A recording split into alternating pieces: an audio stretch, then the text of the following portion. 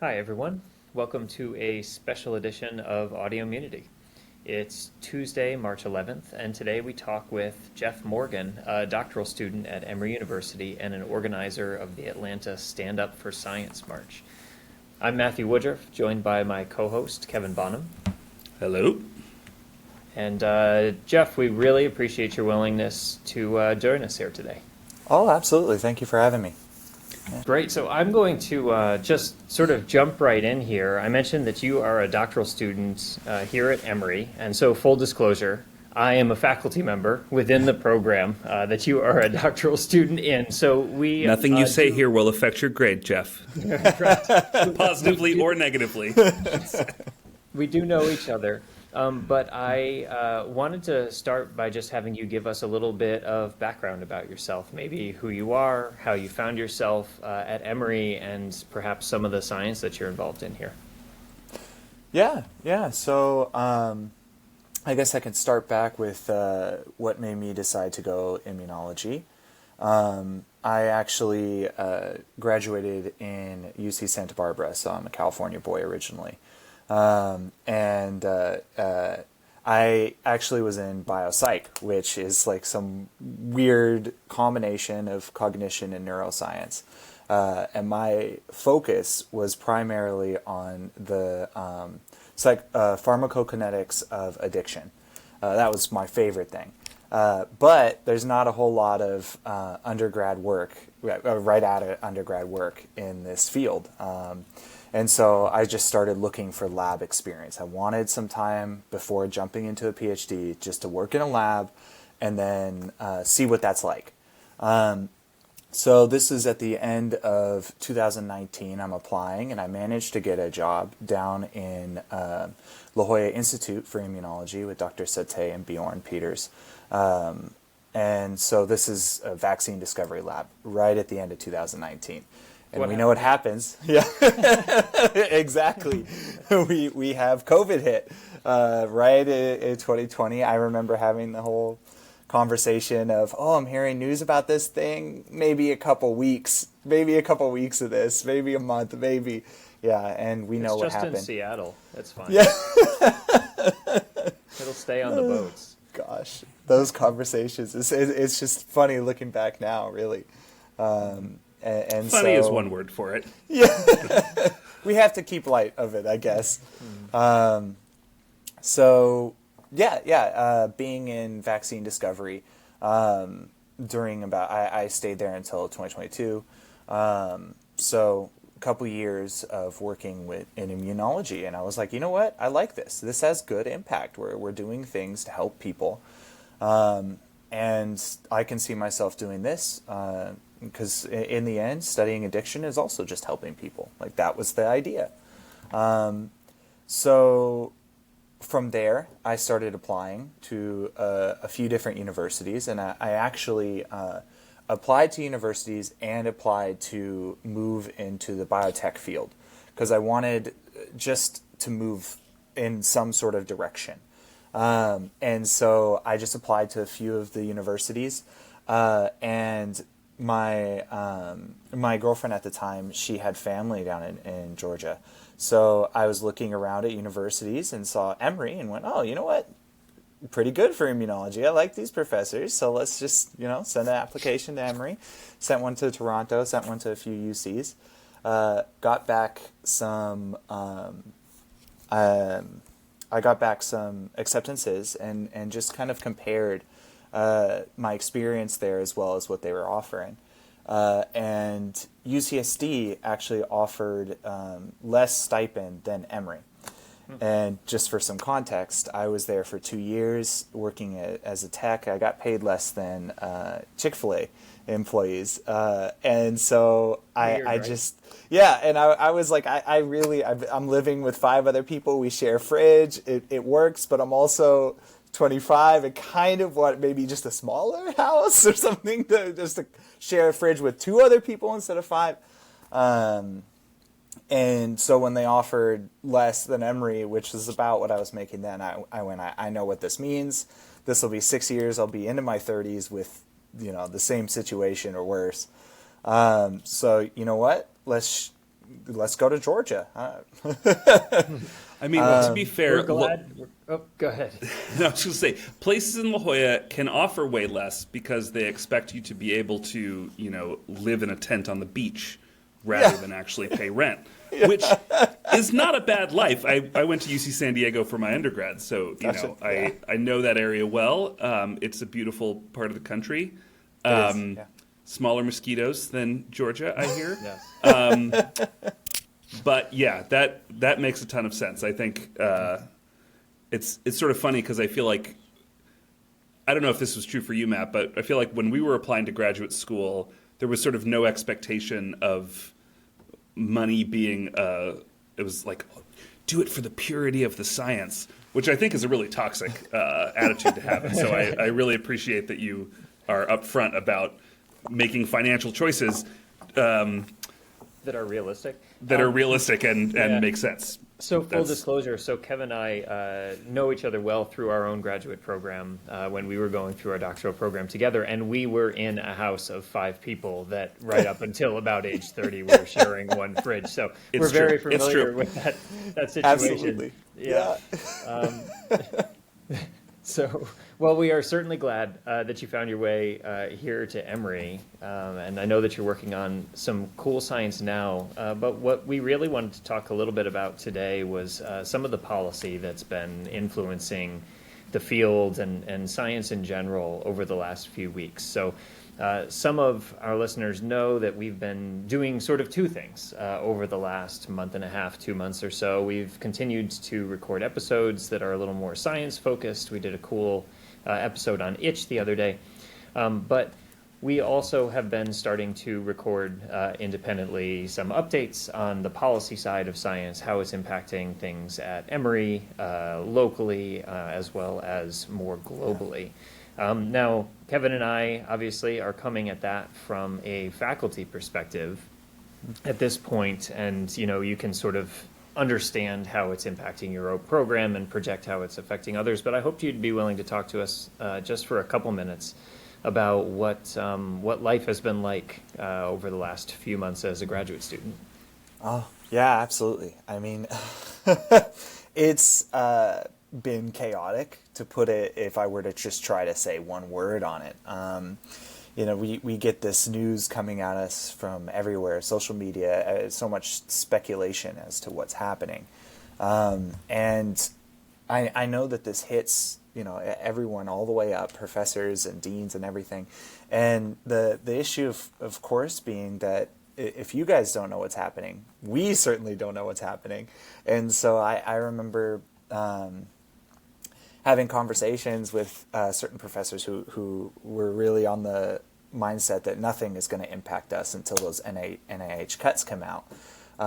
And then hearing back from that and then going, okay, well, what happens to me as a grad student? Am I moving around? Am I not going to get paid? And so I remember after reading all this, reaching out to the head of IMP, emailing him and saying, look, I'm not the only grad student who's wondering what's happening.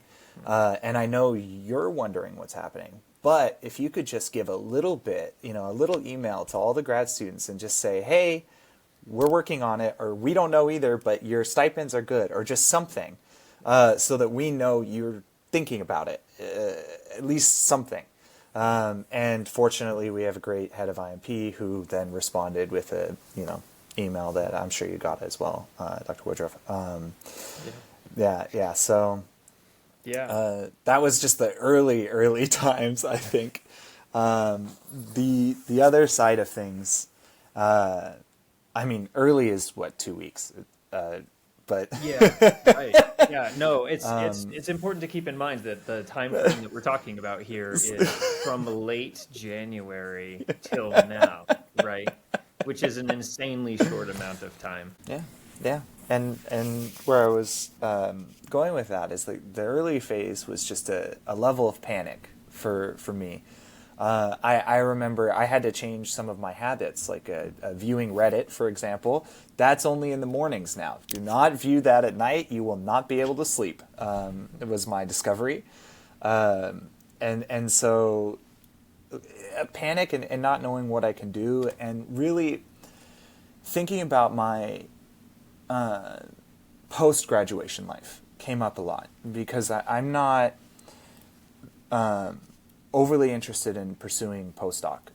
There's other, I told you I thought about applying to PhD and biotech. My interest was in industry.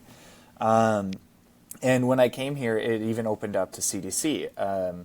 We have a professor here, Bill, who I spoke to. He does a lot of antibiotic resistance.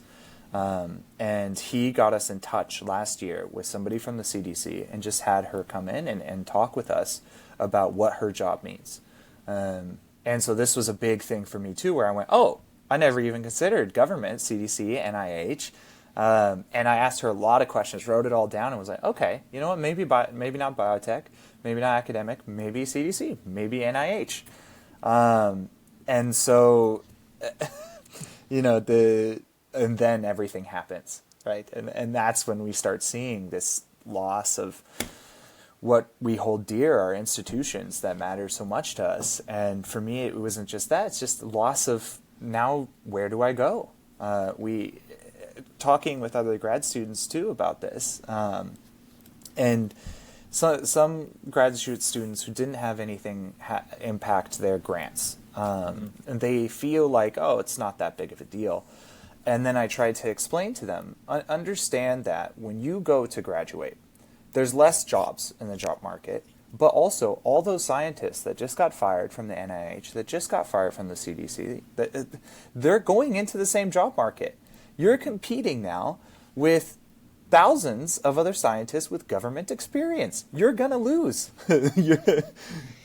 Yeah, no, Jeff, you bring up a really good point, and it's something that we've discussed a lot. And just as a quick recap for those that have not been following our show or may not be aware, there have been a number of different policies that have come through over the last few months, really sort of all orthogonally directed at really kind of tearing at the sides of academic science, but also, as you mentioned, governmental science, right? So the CDC, the NIH, the NSF have all experienced the kinds of federal layoff conditions that have been seen across U.S. government in general. And as you're saying, I mean, a lot of these folks are really seasoned. And we talked last episode about sort of the push that's going to happen into biotech and whether that space is going to be able to hold those folks and maintain that level of expertise. The answer is almost certainly that it won't. But you're right. It creates a really challenging environment for those in transition periods. And I would say, you mentioned before, it's sort of it hitting all the way up and down the chain, and I think that that's absolutely true. I mean, you're in a stage where everything is in flux, and so the chaos you're feeling is obviously extraordinarily real and impactful. And also, we are in contact with folks that are currently on a faculty job search, for example, when every university simultaneously has decided to freeze those searches. It's not just academia and government science. I mean, the pipeline of research into biotech is huge as well, and due to these policies and a number of others, we're entering an uncertain economy, uncertain regulatory environment. Biotech companies are pulling back too. So I just met yesterday with a friend of Matt and mine from graduate school who was in the virology program. She's on the job market right now and not able to find anything in biotech. She's got 10 years experience since her PhD working in startups, working in really intense research environments, in biotech industry, and she's having trouble finding things because biotech companies are not sure how to invest in their drug development pipelines at the moment as well. So it's not we sitting in our perches in academia, we have a set of concerns, but it's broader. It's the entire biomedical research industrial complex in the U.S. Is supported on the back of government funding, and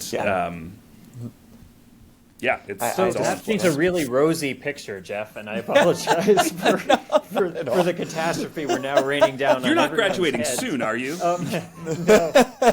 So, but what I probably would not. say is, I think you spoke to this a second ago, but there have been two major responses, I think, to all of this. One has been what I think has been up until this point a pretty reasonable response, which is really keep your head down and try not to make noise and try not to attract attention, and hopefully the funding works itself out, and hopefully the damage isn't too bad, right? I personally am of the belief, which is why we started recording some of these episodes, that that's not going to cut it this time. That it is probably time for folks to stand up and begin taking action where they feel like they can. And so I just wanted to say I really appreciate the work that you did putting together Stand Up for Science, and I wonder if you could talk a little bit about what sort of drove you to start organizing. 100%. I think I'm of the same feelings of you. Out of the lab and into the streets is one of those chants that we had going on, and put down the pipette and raise up a fist. These are the things that we're inside. But this is about 2 weeks ago, where I'm calling senators, I'm calling House members, and I'm just trying to get through to them and say, what are you doing? Trying to push. But I found that it just wasn't effective, especially with some of our senators already kind of support us. And so we're just reaching out to people who are already sort of trying, but they don't necessarily know how impactful this is going to be to all of Georgia and to all of U.S., as we just discussed. We knew. Yeah, and just as a quick point of context, so our senators are John Ossoff and Raphael Warnock, who, despite Georgia traditionally being a red state, are actually both blue Democratic senators, and in support, I think, of many of the policies we would be supportive of. Yeah. Well, and the other, so we have Governor Kemp, right, who, and our Attorney General, who didn't join the lawsuit to protect the NIH direct cuts, right? These are the two guys that should have had Georgia in on that lawsuit that California and other blue states followed. And so these are the guys that are ignoring their constituents. And so trying to figure out exactly what we can do, I ran across an article. I don't remember exactly what the journal's name was, but it was a grad student discussing this Stand Up for Science 2025 early days, when all they had was a website. And it had no pages, no Eventbrite, it's just a website. And I read the name, and it said Emory University. And I went, oh, I bet I could find this person. So I found this person. I emailed her and said, what can I do? And she said, perfect. I'm going to D.C. Why don't you be, here in Atlanta? And so she had, at one point, she had a post that was just like, we need volunteers to be state lead. We need volunteers to just help organize. I sent her an email with a list of what I've done in the past, which is not protesting. It's more, I'm a student representative for IMP. I am an event organizer for IgG. It's just a club for immunology here. So I'm involved in that type of thing, but not activism until this. She reached back out and said, we need to get moving on this. You can be Atlanta State lead. Figure it out. And so I did. It was about... Oh, go ahead. I was just going to say, Kevin. We talk about soft skills you learn in graduate school. It's not only about organizing experiments and writing papers. Turns out you can do lots of stuff with the stuff that makes you successful in graduate school. So that's awesome to put that to use in this context. And I think you'd be surprised as to how many activism stories start almost exactly the way that you just described. Like, hey, we need this thing done. Can you do all of it? Sure. Wait, Yeah. oh, I guess that is me. Okay. Oh, yeah. I mean, some background. My lab works with primates, right? We're at the Emory Primate Center, and that's a lot of coordination. And so this is just, like you said, these soft skills that I learned, I put to the test with this. Instead of coordinating with vet staff, I was trying to coordinate with everybody I could get a hold of. And the first part is figuring out how legal can this be. So this is contacting Atlanta Police Department, contacting Georgia Building Authority, contacting Capitol Police. And this was especially important during that email that came out about 3 days before the protest, or 4 days. The tweet from Trump that said illegal protest, which then I had to be the one to email everybody on the Eventbrite and everybody and say, first of all, illegal protest isn't really a thing. But also, I've been going through approvals with Atlanta Police Department, Capitol Police, GBA. We have a reservation. This is, if there's an illegal protest, this is the farthest from that, whatever that might be. So it was a lot of coordinating and a lot of trying to go through these the hoops, I guess, of just what we need to do, what we need to bring, what's acceptable at this plaza.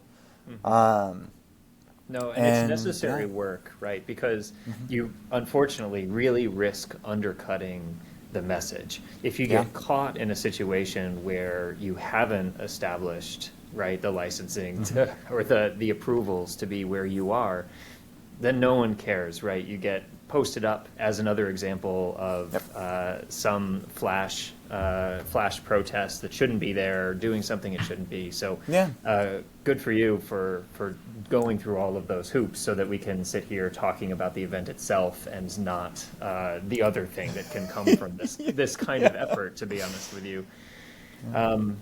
So how did it go? Yeah, so I think it went really great. When we first, so week one of our big push, which was about a week before the protest, we got the Eventbrite up and started posting. I walked all over Emory and just put up posters, hours and hours, and we got about 200. And so I thought, okay, let's aim for 200. And so I get porta potties set up because we need to have about one porta potty per 100 person. And then the following week comes out, and then we have 300 people, and then 400 people. And so I'm panicking, trying to get more porta potties and trying to get this all set up. And then I get back word, because we're scrambling to get speakers. And so I'm reaching out to everybody I know, and we're trying to spread it and not just have Emory Professor 1, Emory Professor 2, Emory Professor 3. No offense. No, I get it. And so Hear enough of us as it is. Some of the organizers are from Georgia Tech, UGA, Georgia State University, so I'm having them talk to people they know. And then I reach out to a bunch of professors I know who know people in CDC and say, is there anybody who can talk? I know this is a precarious position. Or maybe instead of have them talk, do they know anybody who got fired who can talk? And so I'm reaching out to these people, and I got in contact with a couple. Most of them were either out of town or not the people working at CDC, the people who got fired. Or they're in the job market and they're just unavailable right now. So that part, I couldn't quite get a speaker who was fired from CDC, but the spread starts to move this way to different speakers and everything. And I think we got about 15 people, which range from House representatives, like Dr. Clark, who was there for March for Science in 2017, one of our inspirations, right?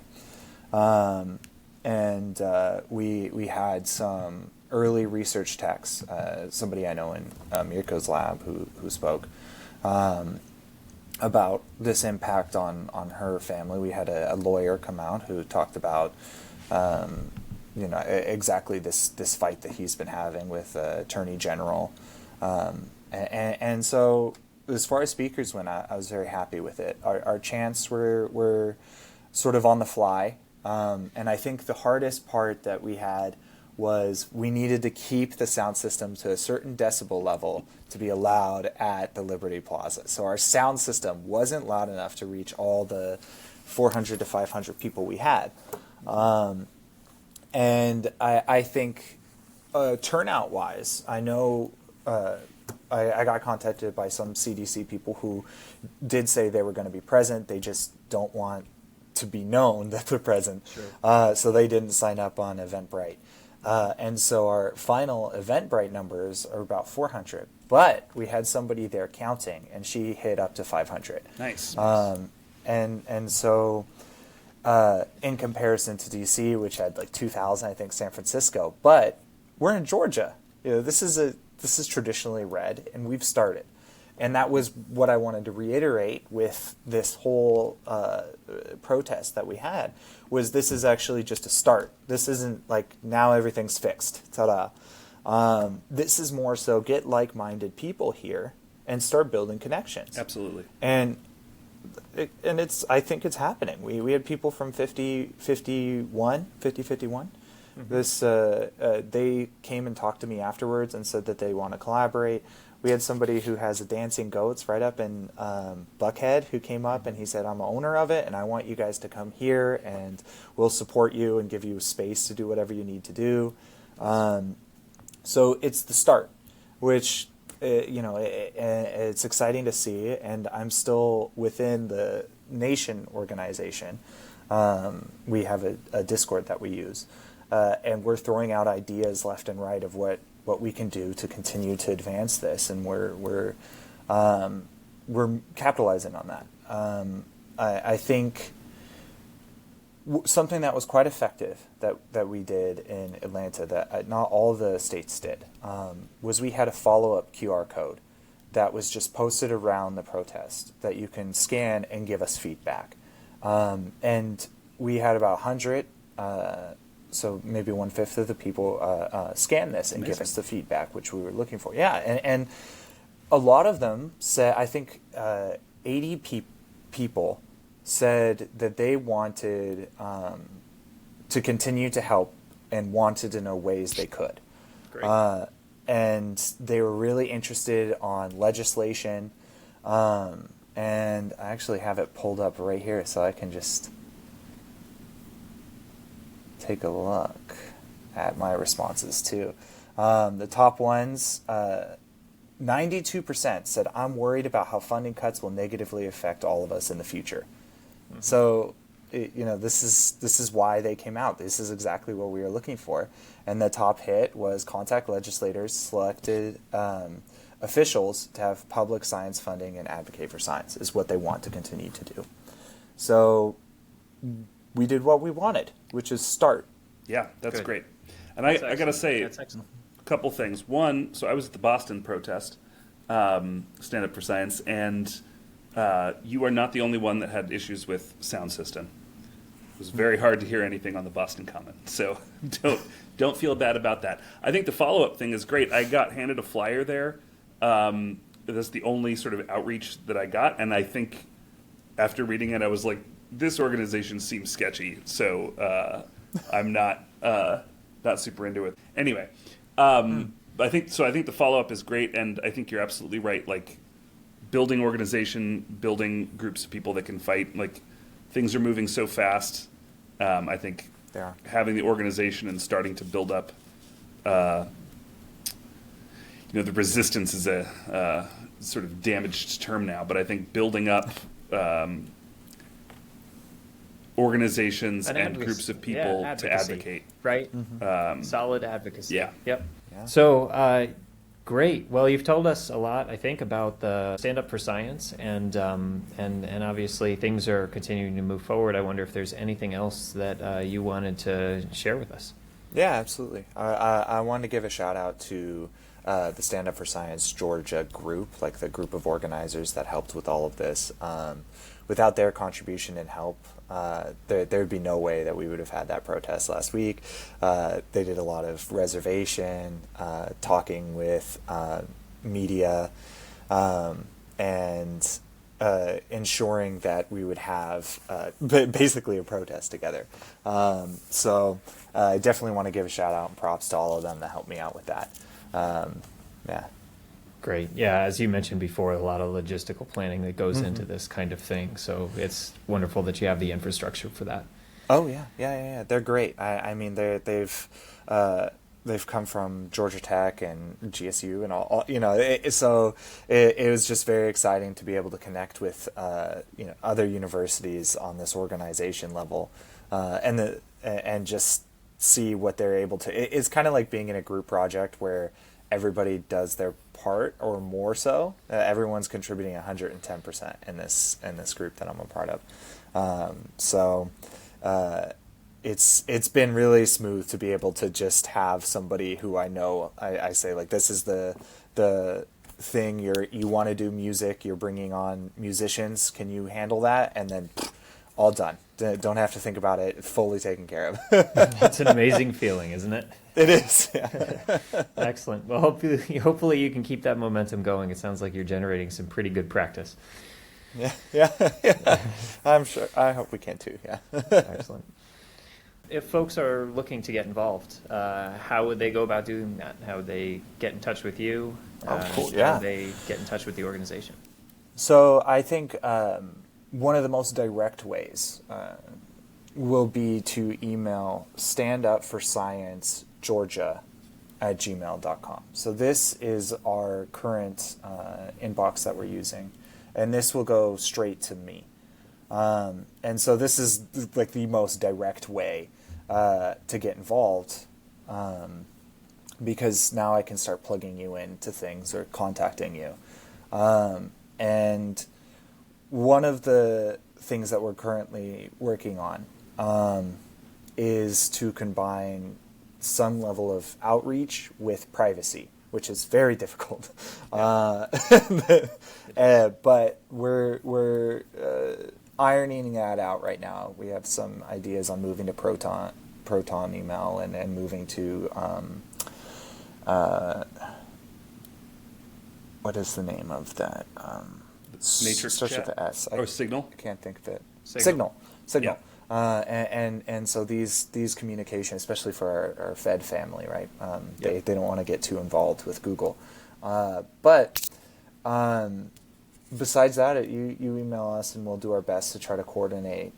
And that's the most direct route. Cool. The other means, of course, is we've got another one coming up here, a protest at CDC literally tomorrow. So I don't know when this will be posted. Maybe it'll be Probably not by then, for that one. but Yeah, we can fair enough. send us the info, send us links. We'll stick it in the show description. Share it on social media, and Yeah, I'll start sending things right over to both of you guys. I sent out a follow-up email to all the Eventbrite signups, and the emails that responded to the QR code and said they wanted to help. How? Awesome. And so I can send it to both of you as well, and just see where I can't say that this is nationwide exactly what Stand Up for Science is doing, because they're coordinating right now, the head organizers. But I know within Georgia we're kind of quite active, and so we're trying to quickly capitalize on this and get movements going and get people to continue to stay. Just the momentum, keeping the momentum Absolutely. going. And I think doing this in places like Georgia that are not deep blue, like Massachusetts is, California. Yeah. I feel like is among the more important things. So Yeah. So 100%. amazing work, and really great to have you talk about it. Thank you once again. Thank you. I really appreciate it. And I got to say, what you guys are doing are great. This is exactly something that science can sometimes have a difficult time with, which is getting what we are doing in our university out to people to see what's going Absolutely. on. And so this is great. Thank you. Yeah, cool. You're very welcome. Thank you again for joining us, and hopefully we can get some of that done. See what we can do. All right. Thanks, Jeff. Excellent. Thank you so much.